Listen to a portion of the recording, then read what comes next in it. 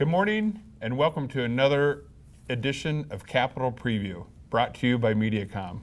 I'm Bill Peard and I'll be your host this morning as we talk about important issues to Iowa with our state senators and state representatives. Our guest today is Senator Brad Zaun, Republican from Urbandale. Senator, good to see you this morning. Mayor, it's good to see you too.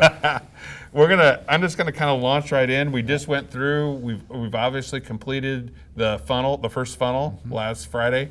So kind of how do you feel about things that you're interested in, and how do you think funnel week went last week? I think it went pretty smooth. Obviously, there's a lot of bills that I wish we would have debated and moved forward, but recognizing that this is election year and we want to get out there. It's a shorter session. It's a 100-day session this year.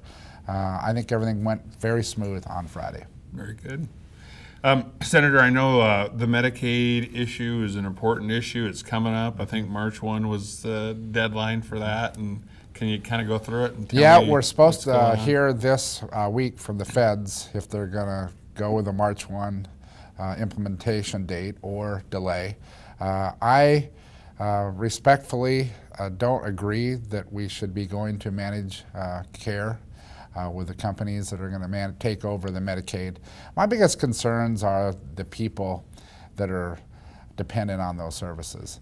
I think the rollout's been kind of disastrous. I certainly, support actually just pulling the plug on the whole thing, and I think there's been a lot of data and information out there that the state of Iowa, through the Health and Human Services area, has done a very efficient job with the money that they've gotten and with the services they need to deliver. So it's been disappointing. I know that there's going to be another bill, I've been told, that is going to be offered by the majority party in the Senate in regards to legislative oversight. And so, whenever we save money, my biggest concern was because both the Republicans and the Democrats had these savings in their budgets. To me, that means it's going to be an elimination of services because someone's going to pay somewhere. And I'm all for the private sector.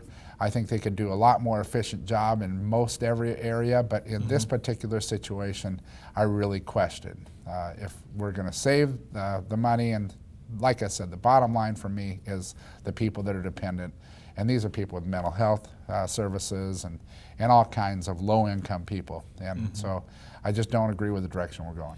Senator, what happens since these are part of the budget process, these savings have been put into the budget process, what happens if it doesn't go this year then? Well, obviously everybody's going to have to adjust I'm going to say, and this is what I tell all the providers that are out there, this is probably going to become reality. What I personally thought we should have done is we should have done it in steps rather than just completely doing managed care with the whole Medicaid system. But it is reality. And I'm sure there's going to be some adjustments that are going to have to be made. I mean, there's already 2 months that was in the budget for savings, both in the Democrat and the Republican budgets.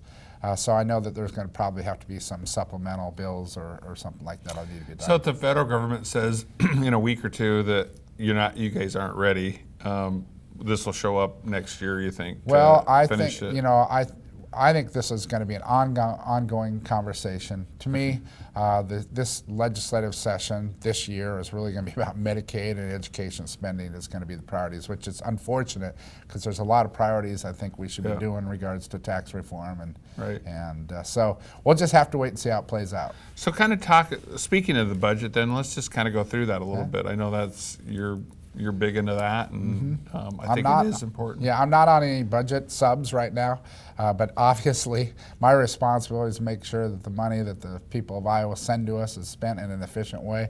I think we spend way too much money down there. I can tell you that since I've been elected as a senator, the budget has grown $3 billion. And so we really have a spending problem at the Capitol. Yeah. And I understand that you have to negotiate because we've got a split. The Democrats are controlling the Senate and the House is controlled by the Republicans. Of course, we've got a Republican governor. So I understand that some negotiation needs to be done, but we spend way too much money. Yep. education spending, that you said that would be probably a big one down there. Well, that's, if you get know, that one figured out. that is certainly the big topic. We're not going anywhere till we get this figured out. Right. I was really encouraged because at the beginning of this session, they did form a committee to negotiate with all the parties that are involved a number that we could get to the schools. I think it's really unfortunate that we don't get the schools the number that they need, because no business can operate that way. Right. And we have a deadline that is a self-imposed deadline that we've put into the code, and unfortunately we've not been able to fulfill that. And so I'm very hopeful that we'll get a number to the schools, like it or not, and then move on. Yeah, because this is real stuff, right? I mean, they have to, by the end of March, figure out That is correct. what their budget's going to be, and if they have to, That is correct. trim their staff a little bit. So, Yep. yeah, I'm Yep. sure they're It's a very important issue. biting I their nails personally would right love now. to see some school reform, but that's a whole nother thing. So, We'll talk about that at a different Yeah. time, Senator. Medical cannabis, that's a big one right now, too, and you guys have made some progress, I understand, well, with the medical cannabis what's part. happened in the House of Representatives.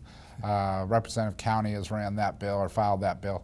We passed it through the Senate a year ago, and I was the only Republican that voted for the medical cannabis oil. Yeah. And what we did is we expanded it to other, Iowans and other categories. So people that are, and some of the things that's going on, a good example is the mayor of West Des Moines and his daughter. And I know they testified on how she has improved because of that. So I think it's really important. Obviously it's in the House right now. I assume it's a different bill. It'll bounce back to the Senate, and I hope that goes forward, because I've seen enough information, and that it has really helped a lot of people. With that said, I would never, ever support recreational, marijuana or cannabis. We got to be very careful about the way we do this, but Like Colorado does, right? yes, With the no way. recreational. I mean, they've got all kinds of problems out there. So I just, I think there's a lot of people that really are not familiar with medical cannabis. This is a oil that you can put on your skin, and the THC has been taken out, so there's no side effects or getting high from this. So Right. there's a lot of moms and families out there that want to see this proceed, and I hope it does. I think that's a good point, that the removal of the THC. So, Yeah. yeah. I mean, so what's left in that oil is Right. for medicinal purposes and Absolutely. healing. Yep. Right. Yep. College debts, good one to Well, talk about. you and I both know, and Right. we've got kids that are the same age Right. when they went to college. Right. What's going on with college debt? We need to really focus on that, because I can tell you, I think it's going to be the next financial collapse. All these student loans is what I've been told. Yeah. I have an idea. I've had a lot of constituents talk to me about the percentage that the federal government, as they've taken over all these college loans. So if a son or daughter gets a Stafford loan, that's controlled by a company, private company, and that's been hired by the federal government. And then of course any Parent Plus loans or any student loans. Well, these students are paying 7 to 10% interest rate. Now, I have a problem with the federal government making money off of our kids. I certainly think we need to have a conversation about colleges. There's too much brick and mortar as far as I'm concerned. I've always said that the official bird at Iowa State, UNI, and Iowa is a crane, because there's cranes everywhere, because they're building and building and building. Well, that's all going to be added to the tuition and the student debt that these kids have. Yeah, they need a kind of less pomp and circumstance and more education. That they're Well, I set mean, up for. in technology era that we have, really, there's so many things you could do online, and which True. would lower the cost for these kids. Absolutely. Let's talk about college. We have talked about college debt. Let's talk about the Regents then a little bit. Okay. I know you want to kind of expand on that a little bit. Well, what do you mean? Well, on the Regents program, I know you said that you wanted to talk about the Regents yeah. program. I certainly think that I'm really happy with the presidents that we have. Yeah. I've had some disagreements. I wish our Regents universities, or the Regents board, would have more moms and dads that struggle to pull out their checkbook. on a daily basis, and just more average, ordinary Iowans on the Regents Board. Not being disrespectful to who's there. No, I get it. But we have to approve all the Regents appointees. Right. And first question out of my mouth is, what are you going to do to lower tuition or at least cap tuition? The Regents that you're probably trying to ask me is this: what are we going to appropriate to them? Right. Obviously, that's very important. I know the presidents have gotten a hold of us and said, hey, listen, we need you to make sure that you adequately appropriate to our budgets, which in turn affects what the tuition rate they charge. Education reform. That is a huge one right now. It's something that I just believe in, and I have several bills.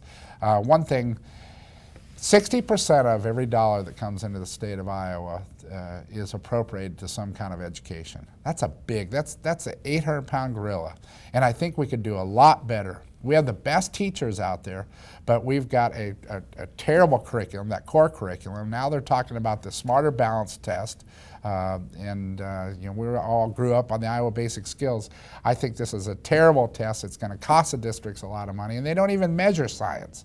I mean, science is huge. You have the STEM initiative, which is science is a big part of that. But I wish parents had a choice to where they send their kids. And that would be homeschool, public school, parochial schools, or private schools.